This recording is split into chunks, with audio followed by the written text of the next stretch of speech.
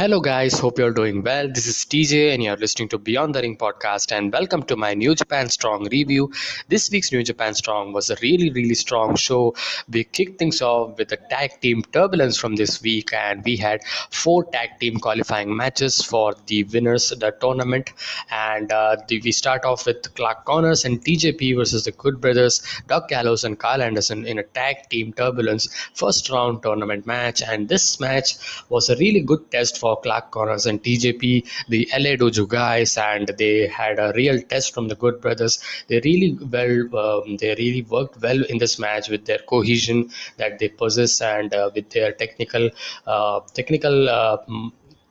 knowledge that they had in the targeting the arm and using the speed advantage on Good Brothers. But finally, Good Brothers had a lot of experience advantage, which gave them the victory in their favor. And as we saw in the end, Good Brothers hit a spike a gun stun for a 2 count. And after that, TJP and Connors fought back, and TJP tagged in, and only to take a spine buster and kind of a miscommunication by TJP. TJP told Connors something, but Connors didn't understand that, so kind of a miscommunication there. So that miscommunication led to the unexperienced advantage, and that leads to the spine buster and the magic killer, and it's done. The Good Brothers is victorious and they advanced into the semi-finals. So really good match. Opening match was really good. I've told a very simple sober story, I would say.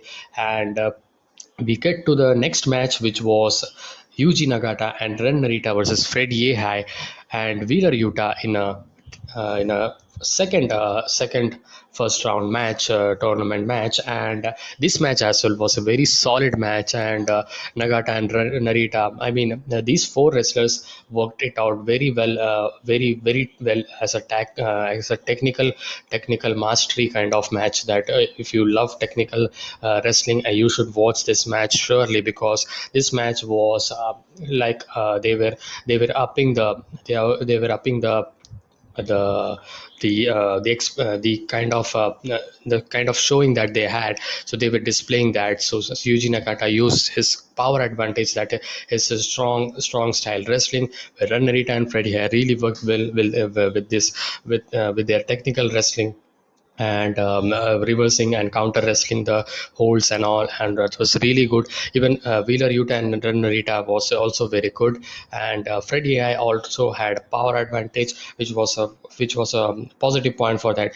Freddy and Yuji Nagata had also a point where they were attacking each other, and they got stiffed by Nagata tagging and hit some yes kicks, but Yuta actually fired and hit a drop kick. And in the end, we saw the two traded slaps and forearms, and nobody sold anything. Kind of a fiery kind of ending. Yeah, I went for a submission, but Narita broke it up. Nagata hit an exploder for a 2 count and tagged Narita in, and finally Narita hit a running belly to belly, and Yuta took a nasty landing for the pinfall victory.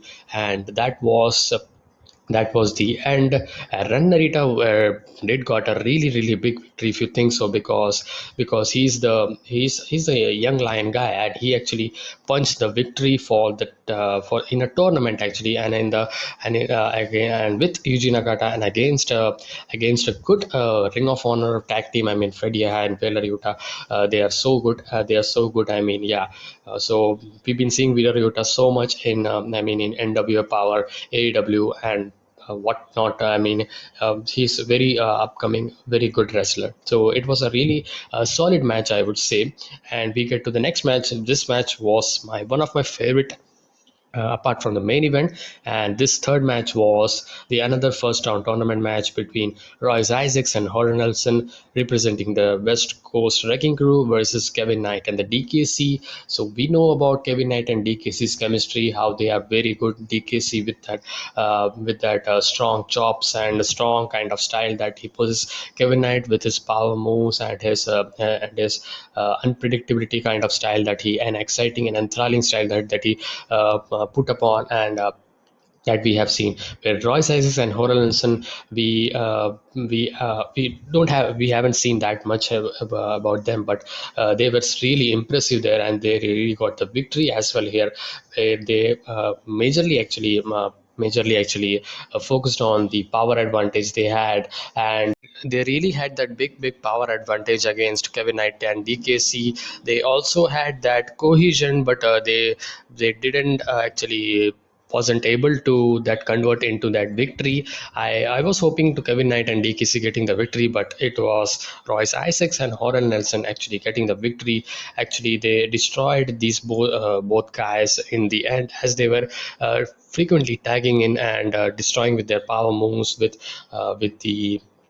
a twisted power slam and a Nelson hold as well. Knight rolled up Isaacs, but then Nelson broke it up, and Nelson then planted the DKC while the two other traded blows. Nelson hit an elbow, and Knight with a slam for the win. And Royce Isaacs and Rory Nelson defeated Kevin Knight and the DKC. A really fun match, a good match.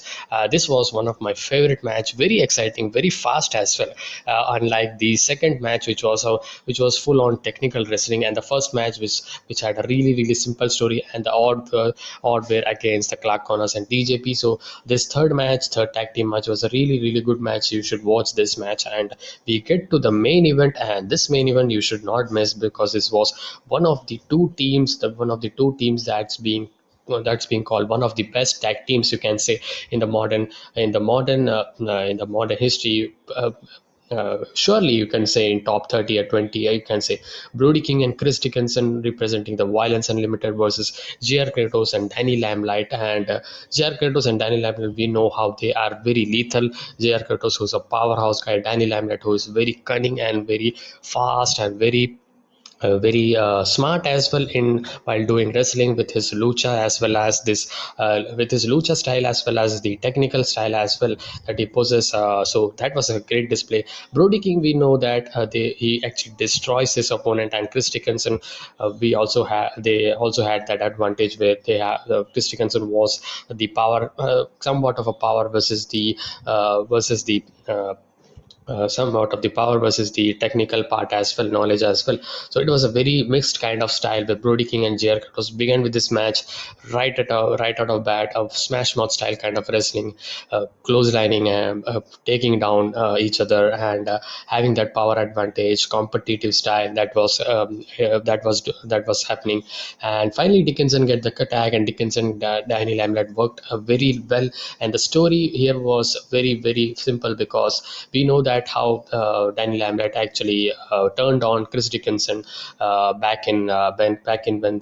they turned on Chris Dickinson, which actually led to the strong openweight championship against Filthy Tom Lawler. So that was a really good story, and Chris Dickinson was very pissed off and very excited to whip Danny Limelight's ass, and he got it right, and he really got angry and really got into his character, and was really fun to watch.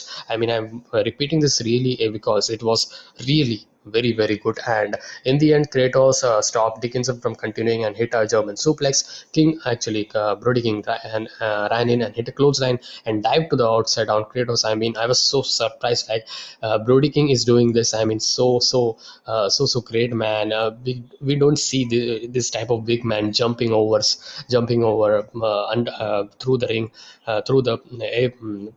through the ropes, and that was surprising, man. Limelight went for a low blow, but Dickinson caught him and hit a hard clothesline when he says fuck off, and hits that German suplex, and Dickinson then hit his finisher, and that was it. A strong finish, a very angry finish that they got, and Brody King and Chris Dickinson was my favorites, and they got the victory here. So we have Brody King and Chris Dickinson, Royce X and Horror Nelson represent the West Coast Wrecking Crew, and Yuji Nagata and Ren Narita getting the victory, as well as Clark Connors and TJ, as well as the Good Brothers actually getting the victory. So the next week we have the Good Brothers versus Yuji Nagata and Ren Narita, and we have Royce Isaacs and Horror Nelson representing West Coast Wrecking Crew against Brody King and Chris Dickinson representing Violence Unlimited. So hell of a tournament that's going on for New Japan Strong. So if you love wrestling, you should watch this show. This ain't gonna take your time that much, because it's only 1 hour,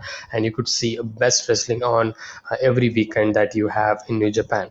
So New Japan Wrestling, some really upcoming and growing talent that we see here against pitting against the experienced kind of tag team wrestlers. Sometimes very contrasting, sometimes very same as well in style and in experience as well. So that was this episode. I hope you liked it, and this was a really good beginning, as I said about, as I was waiting about. And I hope you like this video. Please make sure to like this video, share it with your friends, and subscribe to my channel for more wrestling content like this. And I'll see you guys in the next one. Until then, be safe, stay energetic, and peace.